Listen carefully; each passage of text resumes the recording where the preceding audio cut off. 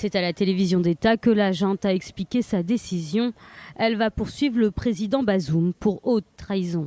En tout état de cause, le gouvernement nigérien a réuni à ce jour les éléments nécessaires de preuve pour poursuivre devant les instances nationales et internationales compétentes le président déchu et ses complices locaux et étrangers pour haute trahison et atteinte à la sûreté intérieure et extérieure du Niger suite à ses échanges avec les nationaux, des chefs d'État étrangers et des responsables d'organisations internationales. En captivité dans sa résidence depuis le coup d'État, le président Bazoum serait retenu dans des conditions de plus en plus inacceptables.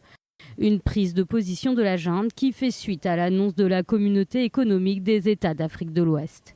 Il y a 4 jours, la CEDEAO a émis des sanctions à l'égard des putschistes et déployé son armée.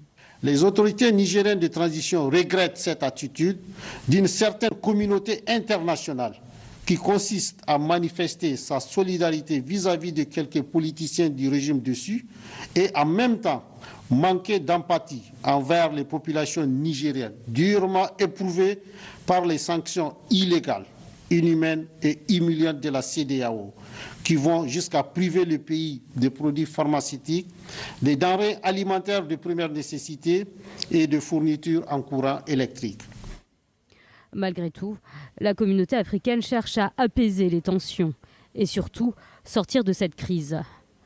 Cet après-midi, l'Union africaine a annoncé tenir une réunion pour discuter de l'évolution de la situation au Niger et des efforts pour y remédier. Ce samedi, c'est une délégation de chefs nigériens qui s'est rendue dans la capitale avec pour assurance une porte ouverte à tout instant de la part du chef de la junte.